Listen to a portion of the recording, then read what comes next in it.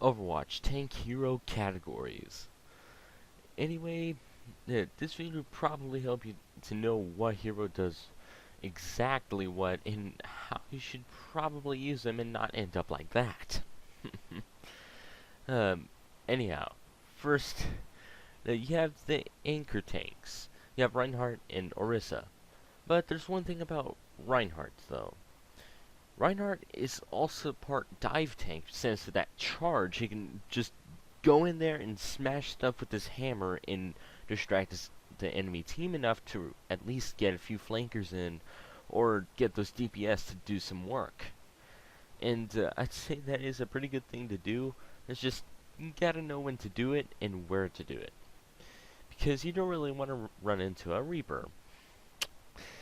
Uh, as for Orisa, well, she is quite the anchor tank, but she is very lacking on the mobility set, which doesn't really get on to the half and half like Reinhardt. Anyway, then you have D.Va and Winston. D.Va, well, and Winston are dive tanks, basically all the time, 24/7. They get on people and start getting all the backlines and start messing stuff up. And especially D.Va with that defense matrix, so they can soak up all those ultimates. And with Winston, that bubble can lock down one area, or even like the one time I actually did something good with Winston, encased a Death Blossom in the little bubble, and that was pretty cool. Um, Other than that, they're actually pretty good on the offensive, and I'd say maybe a little bit good on defensive if you're going to counter a dive comp with a dive comp. And I'm not sure if that's a good idea or whatnot, but hey, stuff gotta go. And then Roadhog. Roadhog has a lot of health and whatnot, but he's kind of a standalone guy. Like, he's his own thing. Like, he has a lot of health, but he is basically a better version of Reaper. Well, right now, like, Reaper can get a buff and Roadhog could get a nerf. Anyhow, it means that Roadhog is more towards being a DPS hero than actually being a tank. And what exactly? Well, a close range, like, duelist, like Reaper, but then also a close enough to a tank buster like an Orisa or a Bastion. Like levels of effectiveness. And I'd say that is very, very, very good. And I'd say that Roadhog has a simple to use ultimate and a pretty easy to learn combo when it comes to taking down all the medics and whatnot. The only tricky part is one, landing the little bit long range shot and the hook. That's it. That's really the only thing, other than maybe when to heal. Like, you don't want to heal yourself when you're being crossfired, and yeah, that's not gonna go well. Other than that, though, since the ultimates were nerfed, it doesn't really do much to like like measure out the ultimates and put them into categories right now, but might as well can do.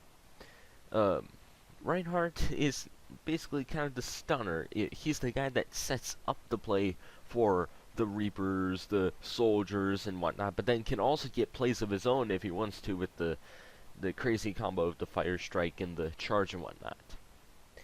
Orisa's ultimate is more for support. It's basically damage boost. It sets up people for a bunch of very good plays to push the payload back.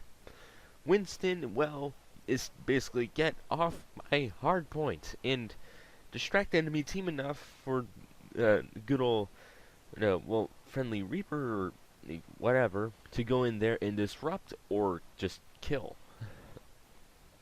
And after that, you have D.Va, which is basically the high noon, aka, well, the self-destruct sequence, which basically does the same thing as high noon, well, not in a different way. It scares people. It makes them run for cover, get off that hard point, because this thing is gonna blow in your face. And also can help you get another good old mech if you're mech was destroyed recently. And then, uh, you have Roadhog, which is close to Winston's, but it's not much of a distraction. It's more like just get off the hardpoint, or even just get off my map. You shall not pass. And, yeah. After Roadhog, I forgot to mention Zarya. Zarya is in iffy position. She's kind of an anchor tank, but then kind of a support slash dive.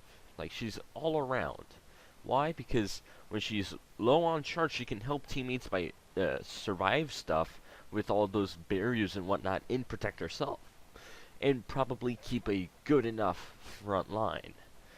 And then also, when she's high charge, she can jump in there and start killing and start exploding stuff. And not too much damage and not too, like, not too slow, not too fast, not too much health. It's basically the R201 carbine from Titanfall 2.